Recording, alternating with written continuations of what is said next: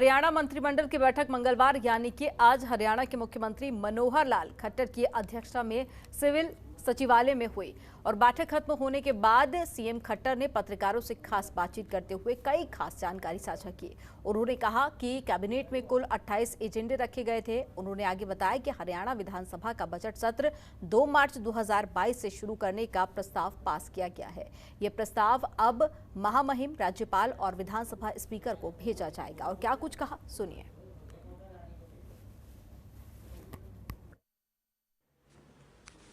जहाँ तक विषयों का सवाल है, एक अपना शाहबाद शुगर मिल में 60 ELPD का एथेनॉल प्लांट लगाया है। तो उसमें कुछ राशि की उनको आवश्यकता थी, लगभग 9 करोड़ रुपए की मंजूरी दी है कि जिसको आवश्यकता पूरी करते हुए ये उनको मंजूरी दे दी है। इसी प्रकार एक दूसरा विषय कि संस्कृत में आचार्य और स्कूल कैडर में संस्कृत आचार्य MA और संस्कृत क्या उसका दूसरा रहता है शिक्षा शास्त्री। तो शिक्षा शास्त्री को हमने कैडर माना B.Ed का और आचार्य को MA के बराबर माना है। तो ये सैद्धांतिक सहमति पहले हो गई थी, आज इसको कैबिनेट में रख करके इसको हमने फाइनल किया है। तो संस्कृत के वो जो आचार्य और शिक्षा शास्त्री हैं उनको कठिनाई आ रही थी संस्कृत के भर्तियों में और प्रमोशन में। अब ये रास्ता उनका सब खुल गया कि उनको भर्तियों में भी प्रमोशन में भी शिक्षा शास्त्रियों को और आचार्यों को बराबर की एक सुविधा दे दी गई है। पंजाब डिस्टिलरी एक्ट है बना हुआ, नियमावली है 1932 की, उसमें कई प्रावधान होते हैं। तो एक प्रावधान आज ये किया गया है कि सभी जो डिस्टिलरीज हैं वो अपनी जो सिपरेट बनाते हैं, शराब बनाते हैं, उसमें कई बार कितनी बनी कितनी नहीं बनी और कई प्रकार की उसमें जो गड़बड़े होने की जो संभावना है उसको दूर करने के लिए उनकी जो निर्माण यानी जो सिपरेट का निर्माण है वो जो द्रव्यमान प्रवाह जो है उस पर फ्लो मीटर लगाए जाएंगे। फ्लो मीटर लगने के बाद किस फैक्ट्री में कितना उन्होंने तरल पदार्थ वहां से पास किया है उसकी अकाउंटिंग वो एकदम सुनिश्चित हो जाएगी। अर्थात किसी प्रकार की जो चोरी की, गड़बड़ की, इलीगल शराब बेचने की जो संभावनाएं हैं वो सब समाप्त हो जाएंगी। सीएम मनोहर लाल के निवास पर करनाल में आंगनवाड़ी वर्करों हेल्परों ने प्रदर्शन करते हुए धरना दिया। पिछले 63 दिनों से मांगों को लेकर आंदोलन चल रहा है, जो मांगे पूरी होने तक लगातार चलता रहेगा, ऐसा ऐलान किया गया है। वर्कर प्रदर्शन करते हुए रामनगर के सीएम आवास पर पहुंचे, जहां पर नारेबाजी करते हुए मांगों को पूरा करने की मांग की गई। तो नेता नीलम कुमारी ने बताया कि आज प्रदर्शन करते हुए 63 दिन हो गए हैं और सीएम आवास का घेराव किया गया। सीएम ने श्रमिक और अर्ध श्रमिक बनाए जाने का ऐलान भी किया था। साथ ही पीएम ने पैसे देने की बात कही थी। इस बात को लेकर कई बार सरकार से बातचीत की गई, लेकिन अभी तक उनकी मांगे पूरी नहीं हुई हैं।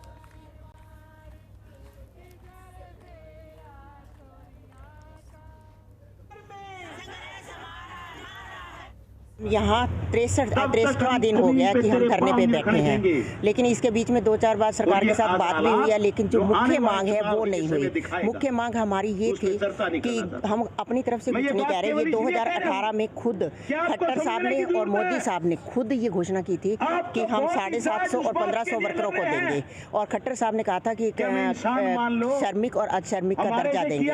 लेकिन 4 साल का बीच में टाइम निकल गया है, तो हमने सोचा कि शायद कोरोना करके नहीं निकला। लेकिन 4 साल के बाद जब हमने इतने मेमोरेंडम देने के बाद हमें मजबूरन इस हड़ताल पे आना पड़ा।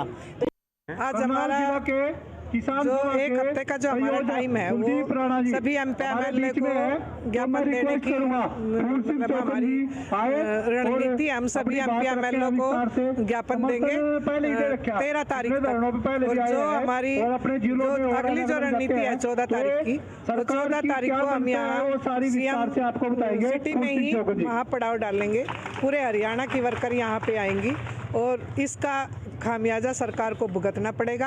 हम ये कहना चाहते हैं सीएम साहब से कि समय रहते हमारी मांगों को, जो हमारी बातें हैं उनको सुने और इसका जो वो समाधान निकालें और इस हड़ताल को ख़त्म करें।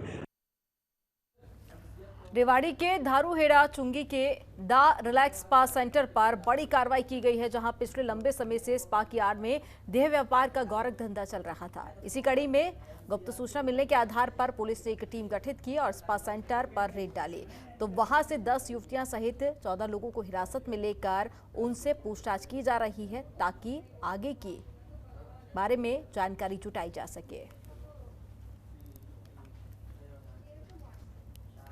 हमें ना कई दिन एक सूचना प्राप्त हुई कि सपा सेंटर की आड़ में वेश्यावृत्ति का काम किया जा रहा है, जिस पर हमने एक रेडिंग पार्टी तैयार करके पब्लिक आदमियों का सहयोग लेकर उस पर रेड की। रेड करने पर वहाँ पे 10 लड़कियाँ और 3 लड़के मिले हमारे को, जिनसे पूछताछ कर रहे हैं। पूछताछ करने के बाद जैसा भी जो भी इसमें आरोपी होगा उसको गिरफ्तार किया जाएगा और नियमानुसार कार्रवाई की जाएगी। अंबाला में 134A को लेकर प्राइवेट स्कूलों और शिक्षा विभाग के बीच कश्मकश लगातार जारी है। दाखिला न देने वाले 59 स्कूलों को निदेशालय ने नोटिस जारी किया है, जिसका उन्हें निदेशालय जाकर जवाब भी देना होगा। हालांकि कार्रवाई के डर से 15 स्कूलों ने दाखिला दे दिया है। अंबाला में 1971 बच्चों को पहले चरण में स्कूल अलॉट किए गए थे।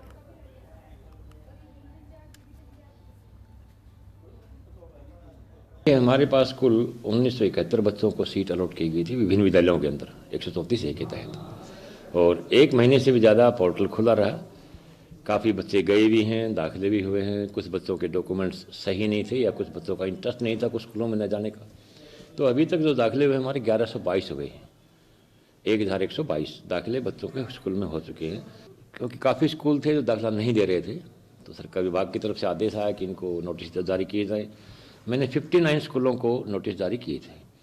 नोटिस के बाद में सामने आया कि 15 स्कूलों ने दाखिले किए हैं, या रिजेक्शन किया है या बच्चे का या फिर दाखिला किया है पोर्टल के ऊपर। पिछले 4 सालों के दौरान अंबाला में कैंसर के 4000 मरीज पाए जा चुके हैं। कैंसर के मरीजों को इलाज के लिए चंडीगढ़ या रोहतक PGI जाना पड़ता है, लेकिन जल्द ही अंबाला कैंट में बन रहा टर्सरी कैंसर सेंटर भी शुरू हो जाएगा, जिससे कि हरियाणा को काफ़ी ज़्यादा फायदा होगा। और आपको बता दें कि कैंसर पीड़ितों का यहाँ पर इलाज भी किया जाएगा और साथ ही तमाम जो सुविधाएं हैं वो भी उपलब्ध कराई जाएंगी।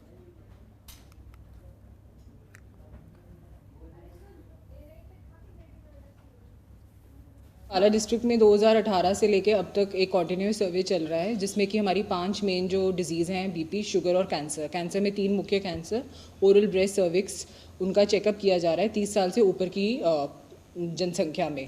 तो जो हमारे आंकड़े सामने आ रहे हैं उसमें हमें ये पता चल रहा है कि जो हमारी शुगर की है वो 16% पॉपुलेशन में है, जबकि अनुमानित जो इंडिया की है वो 10 से 15% पॉपुलेशन में होती है, तो वो उतनी ही है या थोड़ी ज़्यादा है।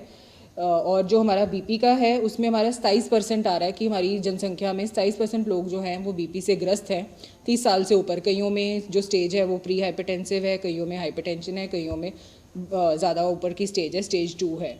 और जो हमारे कैंसर हैं वो लगभग हमारी भारत की पॉपुलेशन में वो 100 केस होते हैं पर लाख की पॉपुलेशन में, उतना ही आंकड़ा हमारी डिस्ट्रिक्ट में भी आ रहा है।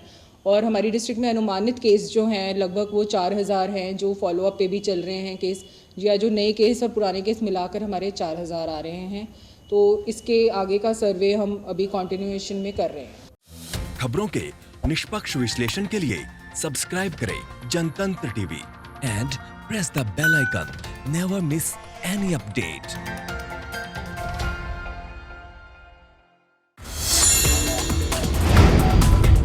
Download the Janatantra TV app, available on Google Play and App Store. Download it now.